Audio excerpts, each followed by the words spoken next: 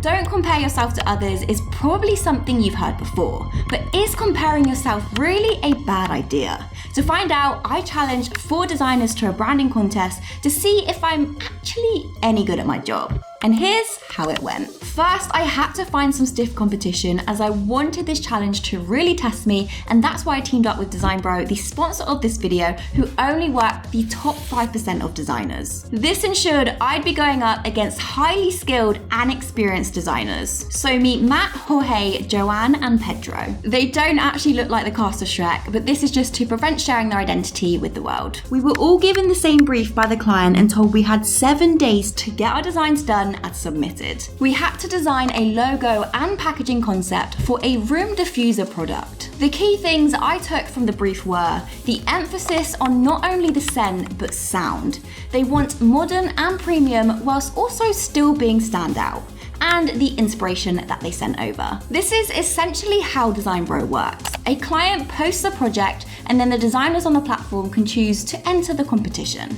And a great thing about Design Bro is that all finalists receive a part of the prize money. So as soon as I got the brief, I got to it. With the logo type, my first task was to choose the typography. To help with this, I used the brand words taken from the brief, which were modern, premium, playful, and bold. I figured a curved serif font worked best because it gives a premium yet playful side with the serifs. Plus, I knew when it came to customizing, I could add some more playfulness into the type. Now, when it came to customizing the type, I faced a huge problem, and it came from the name of the brand. Immersion needed to be said as one word, and I found that when customizing certain letters, it would lead to people pronouncing it as Immerscent. After taking this into consideration, I decided to customize just 2 of the letters. The first was the I. Initially, I felt there was a disconnect with this letter, so I italicized this and connected it up with the M. The other letter I customized was the S. I actually decided to delete the original and make my own using the pencil tool.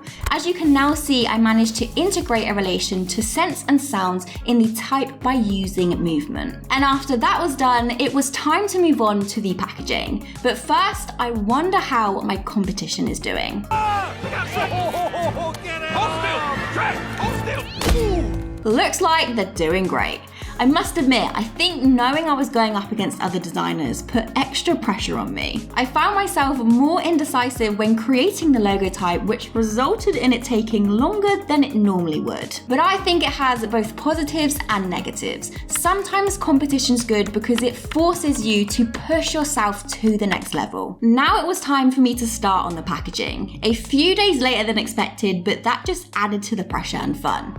So the first thing I did was gather inspiration and do some competitor analysis, and here's what I noticed. A lot of packaging used one solid color as the background. There was a lot of white space left on the packaging, and there's a lot of pastel colors or premium kind of blacks and golds going on. After doing research, I had 3 days until the deadline, so it was less than ideal when I found myself stuck. There were 2 directions I had in mind. First was using gradients and brushstrokes with noise and speckles to represent spray and scent immersing, and then the other direction was using solid colors and patterns to grab the attention of the consumer. I tried the first concept and was quite surprised when I absolutely hated it. And this is when the nerves started to kick in. I only had 2 days to design the other concept, and I hoped it worked because otherwise I wasn't going to meet the deadline and I would come last place. And here's how the packaging turned out. So first I chose the colors blue and orange to represent sky, sea and tropical fruits, and actually match the scent colors on the diffuser like the melon and peach.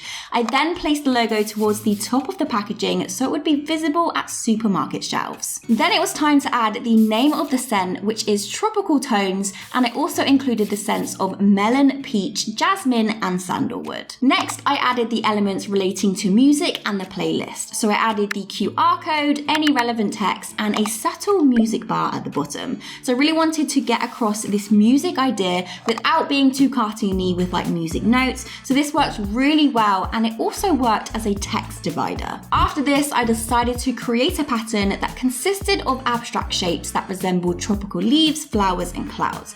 I then added this to the packaging, ensuring I left enough white space so it didn't look too overcrowded.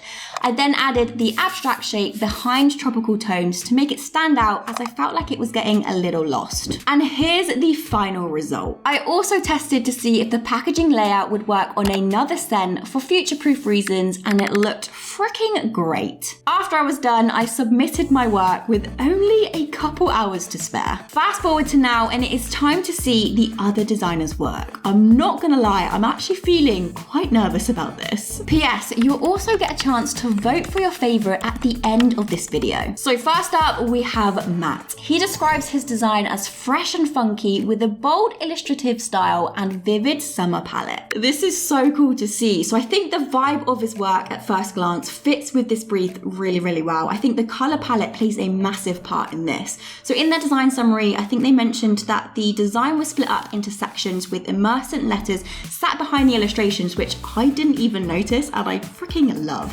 The only thing I think that's making it feel kind of a little inconsistent at the moment is the logo type and the text in black. Now I think if this was in the navy blue, I think it would just flow more nicely, but overall I think it's incredible. Next is Jorge. He describes his design as clean and minimal with a modern logo that has a classic touch. Looking at this design, I am loving those full color boxes. It's definitely giving a minimal look.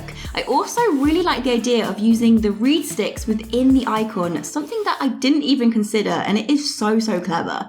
But same as the last design, I'm not sure if the black takes away from the summery and fun vibe. Maybe using a lighter color like white or cream would work instead of the black. Again though, another solid design and something completely different from the last one. It's actually really cool to see how different designers interpret the brief and then fit it with their own design style. Up next is Joanne, and she describes her work as premium and artistic with a fully customized logo type. First off, I am loving this artistic scene. It is something completely different and a really unique way of showcasing that tropical vibe. I'm also really enjoying the way that she's used the sound waves on the label. It is so subtle, but it works so damn well. If I was being extra picky, I might just say that the logo type is a little difficult to read on both the bottle and the packaging, which might lead to people pronouncing the name wrong, but altogether I think it is another great and unique design. Also, extra props to Joanne and Matt for explaining their design decisions in detail. It is so important that a client can see what you've done and why, which leads to far less revisions in the future. Last but not least, Pedro. He described his design as fresh and bold with organic and modern illustrations. This is so clever. I really love the emphasis